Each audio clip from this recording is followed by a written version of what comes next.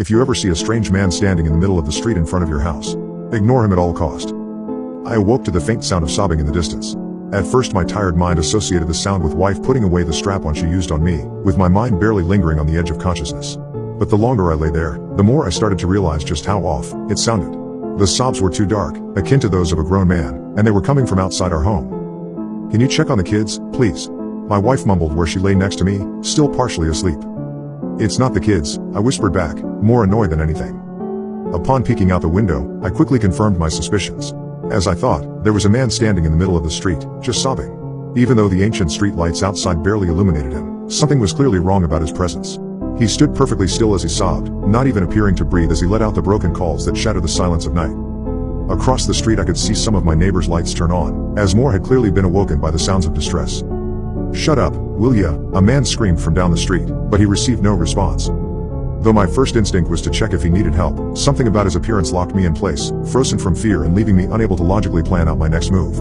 He was tall, with only a few strands of gray hair emerging from his otherwise bald head. He was facing me, but due to the poor lighting conditions I couldn't get a clear look at his face. About half an hour had passed before I realized I hadn't moved an inch. I had been transfixed, and only broke free once my wife properly woke up to ask what I was doing. I don't know," I stuttered. "There's a man standing on the street. I think he needs help." Joanna joined my side of the window. Even in the dark I could tell her face had turned completely pale by the mere sight of the man. "What's wrong?" I asked. "Call the police, don't go outside," she said with a shaky voice. "Why? What did you see?" I don't know, just don't go outside, please," she begged. I grabbed her hand and gently pulled her away from the window. Something about the man had put us both into an undeniable state of panic, but apart from his unsettling look, there wasn't an explainable reason for the fear we felt. "Joanna, go check on the kids. I'll call the police, all right?" I half-ordered, half-asked. She nodded, and basically jogged down the hallway towards our kids' room. As I dialed 911, I wondered what I could possibly say to convey the threat of a seemingly harmless man, just standing there and crying. Still, left without any other options, I turned to the police. 911, what's your emergency?" a woman asked on the other end. "Hey, sorry. My name is Zach Larson. There's a man standing in the middle of the street just crying loudly. I don't know if he's drunk or what, but he's scaring the kids." "I am. I can't really say it's an emergency, but something is definitely wrong with the man," I explained. "All right, sir, we'll send a patrol car to check it out. Could you confirm your address, please?" she asked. I confirmed my details and the conversation ended. Due to the quiet night, they estimated that a patrol car would swing by in just under 10 minutes. With that, I felt like my civic duties had been completed, and once Joanna returned to tell me that the children were fast asleep, I calmed down ever so slightly. After closing the blinds, the two of us headed back to bed, confident that the police would handle the situation. And I wish that would be the end of our story, I truly do, but as fate would have it, things would only get worse from there. There I lay in bed, too unsettled to fall asleep. I just stared at the ever-ticking clock as an hour passed. The man kept crying, producing unrelenting sobs with each passing second. Then 2 hours passed, and the police had still not appeared. By then, I considered checking out the window once more, but the mere thought of him standing there kept me from even parting the curtains. At around 4 in the morning I had come to assume that I'd suffer through another sleepless night. But as the first rays of orange sunshine hit the blinds, the world around me fell dark, forcing me into a dreamless slumber. To my horrors, the sobs wouldn't cease even then. Hours passed while I remained in an uncomfortable state, somewhere between full consciousness and true sleep. Once I finally awoke I was met with little more than total darkness coming from outside. During the summer I'd expected the sun to rise at around 6, and since the time had been around 4 the last time I checked, I knew I couldn't have been under for more than 30 minutes. Despite that logic, my body felt beyond broken. I was excruciatingly parched, and my bladder was on the brink of rupture.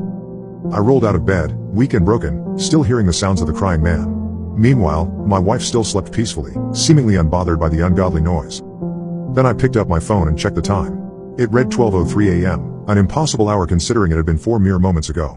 I stumbled over to the window, still petrified, but determined to figure out exactly what the hell was going on. He just stood there, unmoved since the last time I laid eyes upon me. Down the road I noticed an empty patrol car with the lights blinking, but the officers themselves were nowhere in sight. What the hell is going on? I mumbled to myself. As before, the sight of the man put me into a sort of trance, one that was only broken once I heard a tiny voice coming from behind me. "Why is the man crying?" my son asked. "Hey, Alex, where's your brother?" I asked back. "He's in his room. He wet the bed," he said matter-of-factly. Stephen was only 5, but I'd assumed his bedwetting days were a thing of the past considering the last accident had been over a year earlier. Before checking on him, I decided to give the police another call. But before I could dial the number, I noticed the day. It was Saturday, which meant we'd been asleep for almost 24 hours, skipping over Friday entirely. Alex, go back to your room. Daddy has to make a call, then I'll come check on you, alright? In shock, I jotted the information down to a broken calendar, and called the police once more. Alas, to my absolute horror, I didn't have a single bar of signal. Oh, God, we slept through the entire day, how? My wife called out in confusion and embarrassment. She just rolled over herself to check the time. I don't know. I responded meekly, it doesn't make any sense. And that guy is still crying? Where's the police? She asked. Their car is standing there, but they're just gone. As the minutes went by, it dawned on me that we actually had missed an entire day. That's why Stephen had wet the bed, and why my own bladder was on the verge of exploding, because we'd somehow been sedated.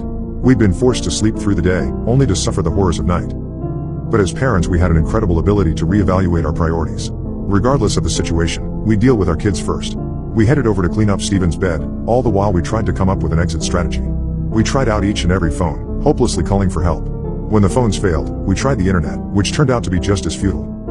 Try the television, Joanna finally suggested. Upon turning the ancient device on, we were met with little more than a statusy mess. It was a screen of snow mixed with just barely intelligible images. Based on what we could guess, the image showed the outline of a man standing in front of the camera, overlaid only by a single line of text that read, "Come outside." How is it doing that? Joanna asked in panic. I don't know, but I'm pretty sure going outside is a fucking stupid idea, I blurted out, momentarily forgetting there were kids around. Sorry, I didn't mean to say it that way. Joanna and I moved to the window, ordering the kids to stay away. On the other side of the street, one of our neighbors stumbled out, seemingly disoriented. He was wielding a bat. "I'm going to fuck you up," he yelled. I pulled the window open, ready to yell at him to get back inside. No sooner had our neighbor reached the crying man, than the air fell to a deafening silence. A second passed, then the sobs were replaced by a maniacal laughter that increased in intensity for each passing moment. Though we all knew the laughter came from the man, it simultaneously sounded like someone was standing inside our own house. It was the loudest thing I'd ever heard, enough to knock us to the ground in absolute agony. "Close the window," Joanna screamed.